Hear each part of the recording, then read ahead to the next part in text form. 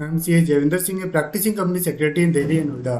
दोस्तों, इस वीडियो में हम बात करते हैं कि अगर आपकी कंपनी रजिस्टर हुई है एज पर न्यू निधि रूल 2022 या फिर आपकी कंपनी रजिस्टर थी एज पर ओल्ड निधि रूल्स, तो दोस्तों कितनी कैपिटल की रिक्वायरमेंट यहाँ पर होती है, क्योंकि बहुत सारे ऐसे क्वेश्चन आते हैं जो कैपिटल को लेकर के आते हैं कि सर हमने अपनी कंपनी अभी रजिस्टर कराई है और 15 लाख की कैपिटल के साथ रजिस्टर करा ली थी, अब सर हम उसे इंक्रीज कराने चाहते हैं। तो अगर आप न्यू निधि रूल को देखेंगे तो दोस्तों उसमें जो जिक्र किया गया है वो किया गया है कि आपके पास at the time of registration 10 lakh की पेड अप कैपिटल होनी चाहिए, और जब तक आप NDH4 फाइल करेंगे 120 डेज में रजिस्ट्रेशन के, तो आपके पास दोस्तों 20 लाख का नेट ओन फंड होना चाहिए।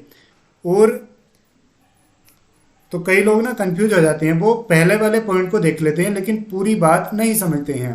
वो 20 लाख के नेट ओन फंड वाली बात नहीं समझते हैं, वो सिर्फ 10 लाख पेड अप कैपिटल को पकड़ करके बैठ जाते हैं और कहते हैं कि सर अगर 20 लाख चाहिए तो हम इंक्रीज कर लेंगे। लेकिन दोस्तों इंक्रीज यहाँ पर कैसे हो सकती है? न्यू निधि रूल बोलते हैं कि जब तक आपका NDH4 अप्रूव नहीं होगा तब तक आप कब बिजनेस कमेंस नहीं कर सकते हैं। और बिजनेस कमेंस करने के लिए दोस्तों हमें फाइल करना होता है फॉर्म INC-20A, और INC-20A में हमें सब्सक्रिप्शन कैपिटल की bank statement and NDH4 approval letter लगाना पड़ता है। और दोस्तों जब तक हम NDH4 अप्रूव करा करके 20A फाइल नहीं करते हैं तब तक दोस्तों हमें वो पोर्टल MCA का NDH4 या ADT1 के अलावा या फिर पास 3 के अलावा कोई और फॉर्म फाइल करने के लिए अलाउ नहीं करता है। जब दोस्तों SH7 आप फाइल करेंगे कैपिटल इंक्रीज करने के लिए, तो वो एरर दिखा देता है कि इस कंपनी का 20A फाइल नहीं है, यानी कि वो प्रीफिल ही नहीं करेगा सिन नंबर को। तो आप कैपिटल कैसे इंक्रीज कर सकते हैं? जब लोगों का दिमाग घूमता है और वो इधर उधर कॉल करना या यूट्यूब पर देखना, गूगल पर सर्च करना, अपने CS से पूछना स्टार्ट करते हैं, लेकिन वो इतनी मेहनत स्टार्टिंग में नहीं करते हैं।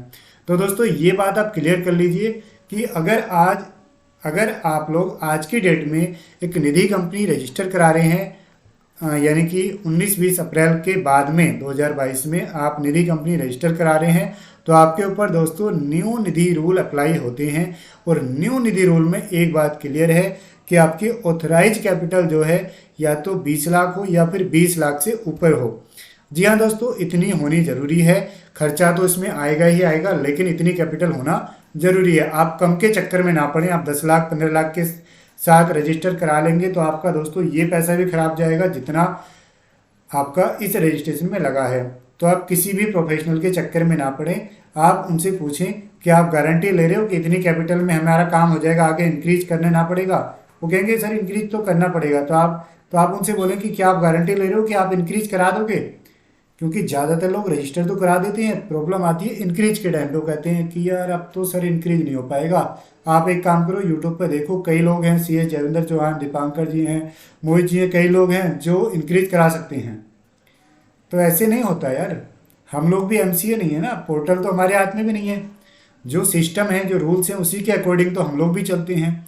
और हम लोगों ने इतनी सारी वीडियो में, इतने सारे आर्टिकल्स में, वेबसाइट पर हमने बता रखा है अपनी कि 20 लाख ऑथराइज कैपिटल होना चाहिए स्टार्टिंग में, फिर भी लोग कम के साथ रजिस्टर करा कर के हमारे पास आते हैं कि सर इंक्रीज करा दो। अब हम इंक्रीज कैसे करा सकते हैं? आपने गलती कर दी तो कर दी, अब वो कंपनी छोड़ दीजिए, वो कंपनी खत्म है अब।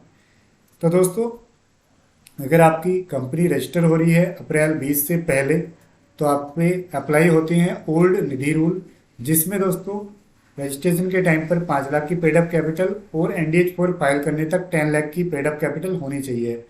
उसमें भी दोस्तों इंक्रीज करने का ऑप्शन नहीं था। 10 या 10 से ज़्यादा की ऑथराइज कैपिटल आपको रजिस्ट्रेशन के टाइम पर ही रखनी जरूरी थी। वैसे ही दोस्तों जो न्यू निधि रूल में 20 या 20 से ज़्यादा की ऑथराइज कैपिटल आपको रखनी होगी। पेड अप इंक्रीज हो जाएगी, ऑथराइज इंक्रीज नहीं होगी जब तक कि आपका NDH4 अप्रूव नहीं होता है। ठीक है दोस्तों, तो आई होप आपको ये कैपिटल से रिलेटेड जो पॉइंट है वो क्लियर हो गया होगा। अब आप कैपिटल से रिलेटेड पॉइंट के लिए इधर उधर नहीं भागेंगे और इसके चक्कर में ना पड़ेंगे।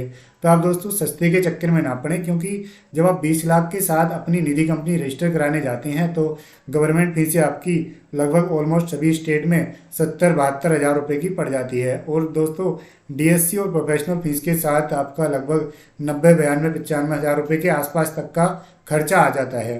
तो दोस्तों आपके पास अगर इतना बजट है तभी आप निधि कंपनी रजिस्टर कराने के लिए प्लान करें, अदरवाइज ना करें। कम के चक्कर में ना पड़े कि 10 लाख के साथ अभी रजिस्टर करा लेते हैं और बाद में इंक्रीज करा लेंगे। तो दोस्तों इंक्रीज नहीं होती है, मैं ये कई वीडियो में बोल चुका हूँ, लेकिन अभी भी हमारे कमेंट सेक्शन और हमारी व्हाट्सएप ईमेल पर आते रहते हैं। फिर भी हमने सोचा कि एक फुल फ्लैश वीडियो सिर्फ और सिर्फ कैपिटल को लेकर के हम बनाते हैं।